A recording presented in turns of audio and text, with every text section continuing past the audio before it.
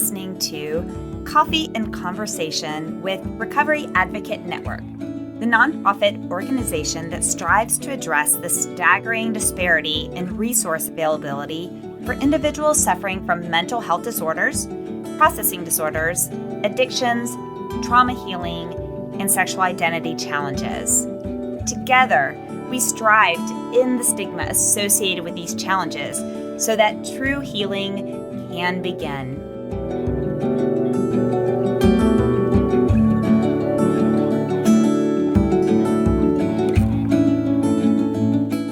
Welcome back to Coffee and Conversations Between the Lines Blog Club series. This is episode number 60, where actor Paul Wilson will read author Joshua Young's blog post entitled The Snowplow Effect. Paul is a writer, producer, and actor who has shared the screen with A-list talent such as Michelle Pfeiffer, Aaron Eckhart, Whoopi Goldberg, Ashley Judd, and alongside his brother Patrick in the third installment of the Conjuring franchise. Paul made his first feature film appearance in the movie Citizen Verdict and has since appeared in projects such as The Big Stone Gap and portraying Richard Nixon in the TV series The First Lady, to name a few. Paul, along with his brothers Patrick and Mark, formed a band called the Wilson Band, where they not only play music, but raise money for some of their favorite nonprofits, hence their family mantra, with family, with friends, with purpose.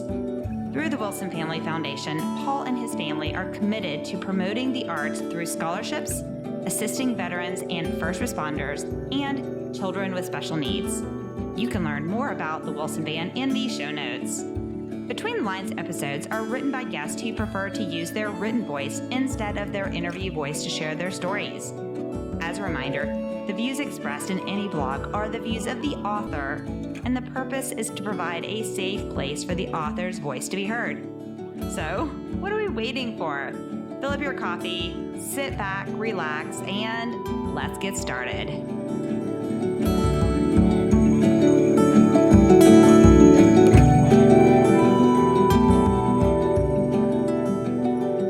The Snowplow Effect.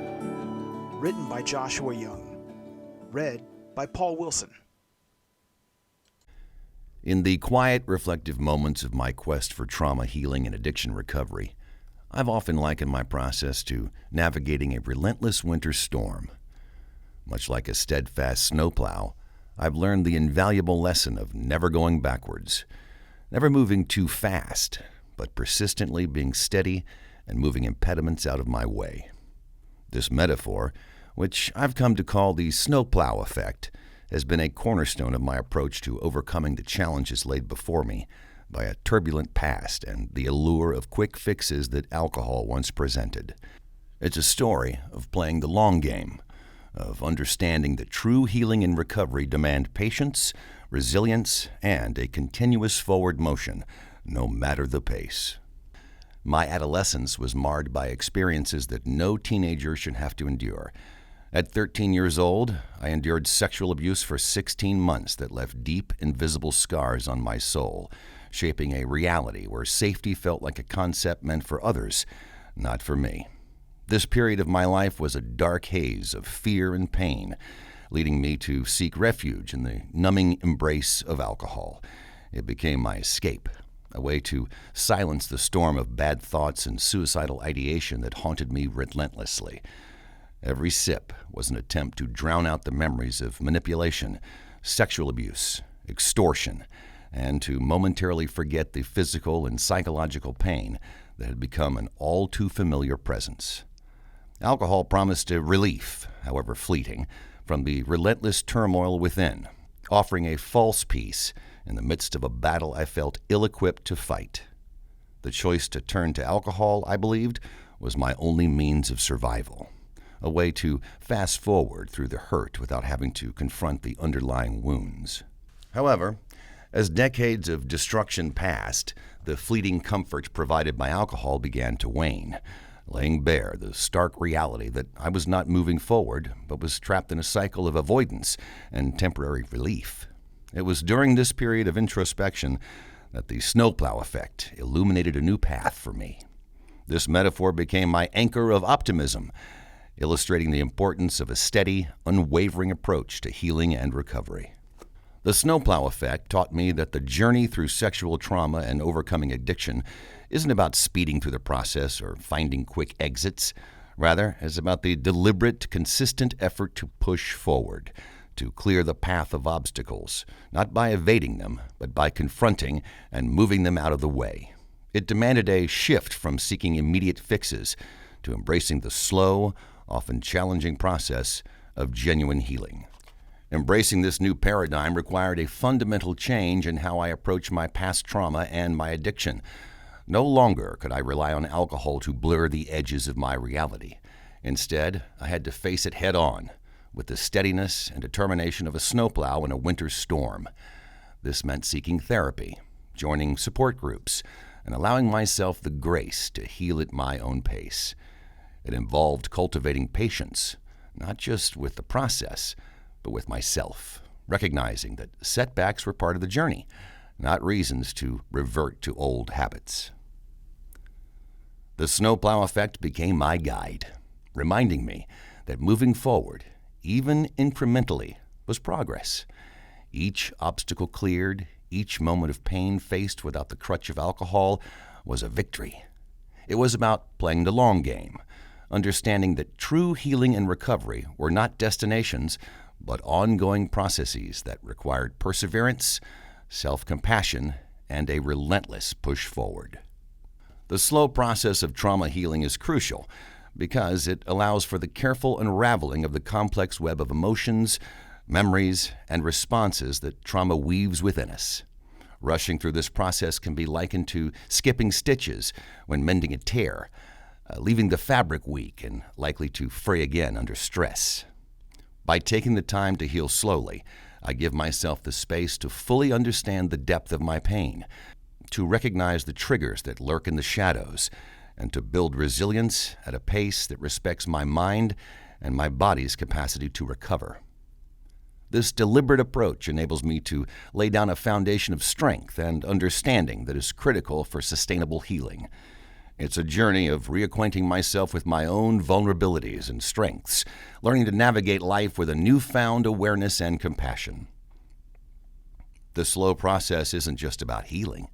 It's about transforming my relationship with myself and the world around me, ensuring that when I emerge from this journey, I do so with a stronger, more resilient sense of self. Today, the lessons of the Snowplow Effect remain integral to my approach to life, healing, and recovery.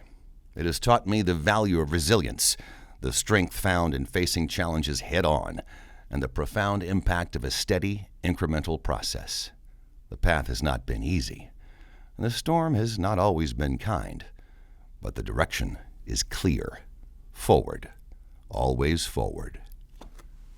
For anyone finding themselves in the midst of their own storm, remember that the Snowplow Effect is not just a metaphor, but a viable approach to overcoming the seemingly insurmountable.